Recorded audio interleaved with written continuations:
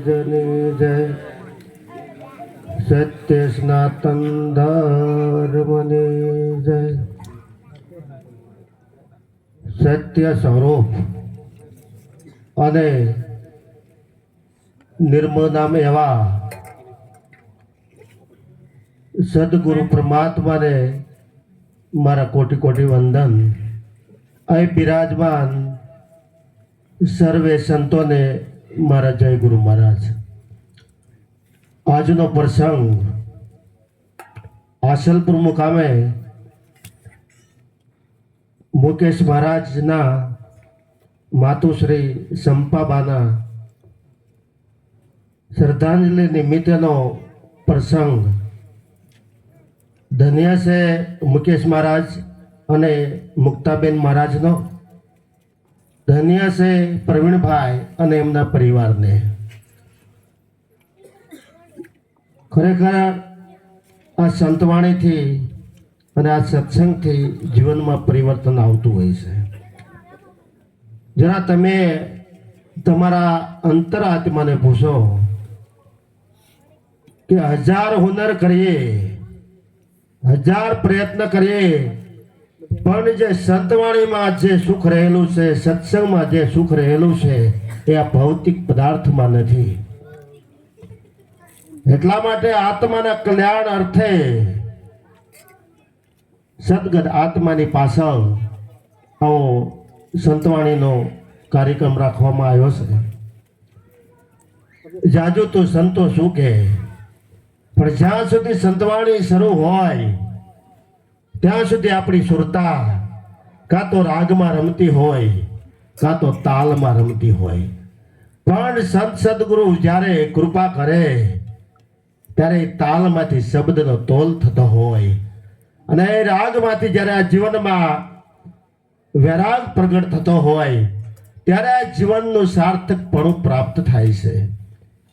જરા ભારતનો ઇતિહાસ તપાસો કે આ જીવનમાં જેને એવા સમૃદ્ધ સદગુરુ સેવા હોય એ જ આ ભારતમાં ક્રાંતિ કરે। કારણ કે આ સંત સદગુરુ એવું પરમપદ આપણને આપે છે કે બીજા પદ તો આજ હોય તો કાલે ન હોય। મળેલું પદ લોકશાહી દેશ છે 5 વર્ષના માટે રહે, પણ લોકો રીચે તો એ ફરીવાર પદ ભવે।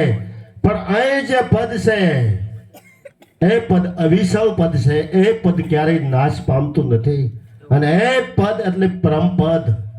જરા વિચાર કરો કે અખિલ વિશ્વમાં જે સત્તા હાલતી હોય એ દિવ્ય શક્તિ કેવી હોય। માટે આ વિશ્વમાં અમાપ શક્તિ રહેલી છે, પણ જેના જીવનમાં સહન શક્તિ આવે એ જીતી જાય છે। માટે આ શાંત અને સંત વાણીથી આપણામાં સહન શક્તિ આવે છે। માટે જ કહેવાયું છે કે સહન કરે એને સંત કહેવાય છે। જરા આગળ વધીએ તો ખૂંદી ખમેમાં ધરતી, વાટી ખમે વંદરાય, કડવા વેણ તો સંત ખમે નીર સાયરમાં સમાય। કારણ કે આ પૃથ્વી માતા ધરતી માતા કહેવાય છે। ધરતીને માતા કહેવાય, જનેતાને માતા કહેવાય, આદ્ય શક્તિને માતા કહેવાય અને ભક્તિને પણ માતા કહેવાય। એટલા માટે કહેવાયું છે કે ભક્તિ માતા તારો ભેદ છે ભારી। માટે આ પૃથ્વી ને પાપી હોય કે અધર્મી હોય બધાને આશરો આપે છે। માટે એવી વંદરાય હોય એ પણ સાયડો આપે છે, એ પણ પ્રમાણથી છે। જરા વિચાર કરો કે કડવા વેણ તો સંત ખમે, હંમેશા સત્ય હંમેશા કડવું હોય છે અને એ કડવા વેણ જેના હૃદય ઠેરાણા હોય અને જે કડવા શબ્દો છે એ સહન કરી લે, એ આ વિશ્વમાં જીતી લે। કડવા વેણથી કોઈને ક્રોધ આવે, અગ્નિ લાગે તો કંઈક બચી જાય, પણ ક્રોધમાં કાંઈ બચતું નથી। માટે આ સંત સ્વરૂપ એવું છે જે આપણને હુંપણાના ભાવમાંથી, અહંકારના ભાવમાંથી નિર્મળ ભાવમાં લઈ જાય છે। માટે ખૂંદી ખમેમાં ધરતી, વાટી ખમે વંદરાય, કડવા વેણ તો સંત ખમે નીર સાયરમાં સમાય। અનેક નદીઓ હોય એ શાયર સમાવી લે છે. કારણ કે એ શાયર એમાં સંત સ્વરૂપ દરિયા જેવા છે. એ જ્ઞાની હોય, અજ્ઞાની હોય, પામર હોય, એ બધાને નિર્મળ દ્રષ્ટિથી નિરખે છે, બધાને સ્વીકારે છે. માટે આપણા પ્રગટ દેવ હોય તો કોણ? આજે આપણે દેવો ફરી રહ્યા છીએ, પણ પ્રગટ દેવ હોય તો આપણા પ્રથમ દેવ હોય તો માતૃદેવ ભવ, પિતૃદેવ ભવ. આપણા પ્રથમ ભગવાન હોય બોલતા ચાલતા તો એ આપણા માતા છે, બોલતા ચાલતા ભગવાન હોય તો એ આપણા પિતા છે, અને બોલતા ચાલતા ભગવાન હોય તો એ સંત સદગુરુ છે. માટે માત પિતાના આશીર્વાદથી આપણને આવો દેવથી દુર્લભ એવો દેહ મળ્યો છે. માત પિતાના આશીર્વાદથી આજે આપણને આ સુખ ભોગવી રહ્યા છે. પણ ખરું સુખ ભોગવવું હોય તો સંત સદગુરુનું બાવડું પકડી લેવાની જરૂર છે. માટે જ કહેવાયું છે કે પ્રથમ પહેલા કોને સમરીએ, કોના લઈએ નામ? માત પિતા ગુરુ આપણા પછી લઈ અલગ પુરુષના નામ. માત પિતાની સેવા કરશો, માત પિતાના અંતરના આશીર્વાદ મળશે ને તો આ દેવોએ ક્યાંય ભટકવું નહીં પડે, આ દુનિયાના છેડે કંઈ જવું નહીં પડે. માટે આ માનવ જીવન મેળવું છે.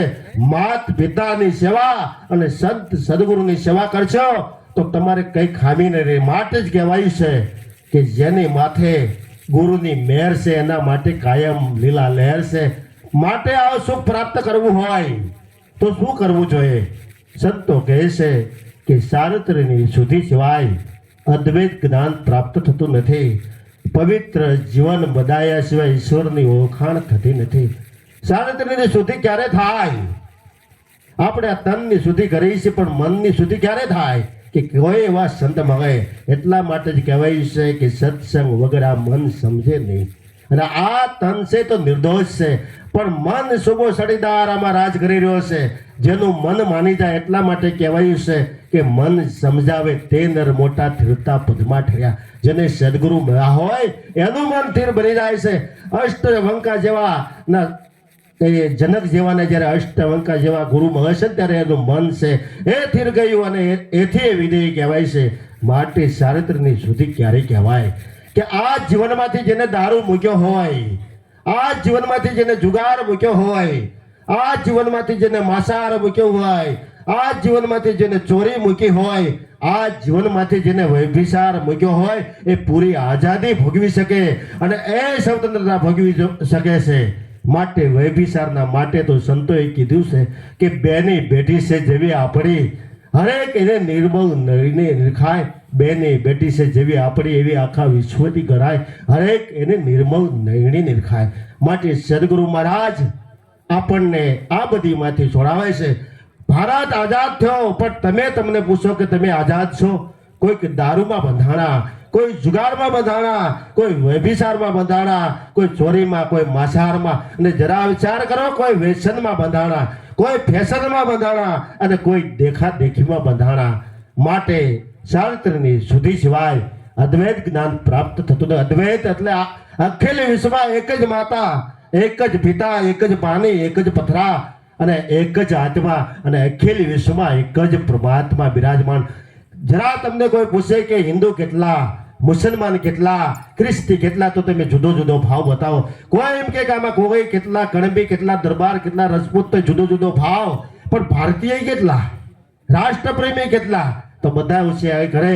માટે સદગુરુ મહારાજ તો જાતિપણું મૂકીને એ અજાતિ રૂપ લઈ જાય છે. આ દરેકના ઘટની અંદર, દરેક ઘાટની અંદર અઘાટ પરમાત્મા વિલસી રહ્યો છે. માટે અંતમાં કહેવું હોય તો કહેવાય કે જ્યાં સુધી આ જીવનમાં વચનસર ન થાય, જ્યાં સુધી આ જીવન વિવેકસર ન થાય, જ્યાં સુધી આ જીવન સમયસરનું વર્તન ન કરે ત્યાં સુધી આ જોયે એવું પરિણામ મળતું નથી.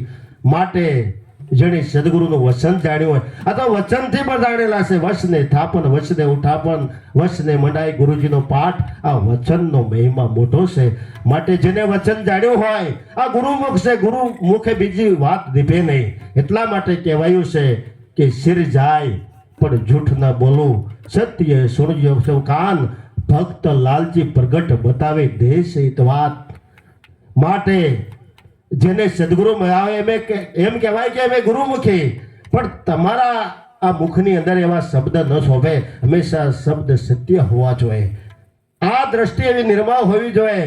આ કાને રાગ દ્વેષ ઈર્ષા નહીં, પણ સત્સંગ શ્રવણ કરવો પડે, સંતવાણી શ્રવણ કરવી પડે. એટલા માટે જેને વચન જાણ્યું એટલા માટે ગંગા સત્યે કીધું છે કે વચન વિવેકી જે નાર એને બ્રહ્માદિક લાગે પાય. અતારત વચનની જેને શાન જાણી હોય એને જાણવાનું પેશર કઈ રહેતું નથી. જેને પોતાની ઓળખાણ કરી હોય, જેના ઘટમાં આત્માની ક્રાંતિ થઈ હોય, આત્માની જાગૃતિ થઈ હોય, જેનો આત્મા જાગી ગયો હોય એને પછી કઈ બાકી રહેતું નથી. માટે આવું સંસારનું જીવન હોવું જોઈએ, વિવેકસરનું જીવન હોવું જોઈએ. આજે જ્ઞાની પુરુષો તો ઘણા મળે છે, પણ એ જ્ઞાનમાં વિવેક કહેવાના કોક મહાપુરુષો મળે છે. માટે વિવેક વગરનું જ્ઞાન વાંચ્યું છે. આ સત્સંગથી અને આ સંતવાણીથી આપણા જીવનમાં વિવેક આવે છે. અને સમય આવે સાવધાની, સમયને પારખવાની જરૂર છે. આપણું જીવન સમયસરનું હોવું જોઈએ. સમય ચૂકી જાય એટલા માટે કહેવાયું છે કે ગઈ સંપત ફરી સાંભળે, ગયા વગર છે વહાણ. ગત અવસર આવે ને ગયા ના આવે પ્રાણ. ગયેલા પ્રાણ અને ગયેલો અવસર પાછો આવતો નથી. ગયેલી સંપત્તિ મહેનત કરવાથી મળી જાય છે, પરદેશ ગયેલો વાણે પાછો આવી જાય છે, પણ ગયેલા પ્રાણ અને ગયેલો અવસર માટે આજ આ દેવથી દુર્લભ એવો મનુષ્ય રૂપી એવો દેહ હશે. અને દેવથી દુર્લભ છે આ જેવું ટાણું છે, એક ટાણું છે. સોમવારનું ટાણું ન રહેવાય કાંઈ નહીં, આ હાથવારનું ટાણું ન રહેવાય તો કાંઈ નહીં, પણ આ મનુષ્ય દેહનું જે ટાણું મળ્યું છે એ ટાણું વધાવી લેવાની જરૂર છે. અને આત્મા અને પરમાત્માની એકતા થશે, ઘાટ અઘાટની એકતા થશે, રૂપ અરૂપની એકતા થશે, નામ અનામની એકતા થશે. અને આ બધા જુદા જુદા પંથ અને સંપ્રદાયથી પર જ્યારે સત્ય સનાતનનો નાદ ગાગશે ને ત્યારે આ ભારતમાં ક્રાંતિ થશે. માટે આ યુવાનોને જાગવાની જરૂર છે, અને યુવાન જાગે તો ભારતમાં ક્રાંતિ થાય. માટે ઉઠ જાગ મુસાફિર ભોર ભયા. આજ આપણા માટે સોનાનો સૂરજ ઉગ્યો છે. આજ 21મી સદીમાં આપણને સંતો મળે છે, સદગુરુ મળે છે. માટે યુવાન જાગે તો ક્રાંતિ થાય. ઉઠ જાગ મુસાફિર ભોર ભયા. આવેલો શ્વાસો ફરીથી આવે કે ના આવે એની કોઈ ગેરંટી નથી. માટે શ્વાસે શ્વાસે સુમિરન કરી લે, तू ही कर तन में शान गुरु के देख दिल दर्पण में. शान गुरु के सत्यारथ देख दिल दर्पण में.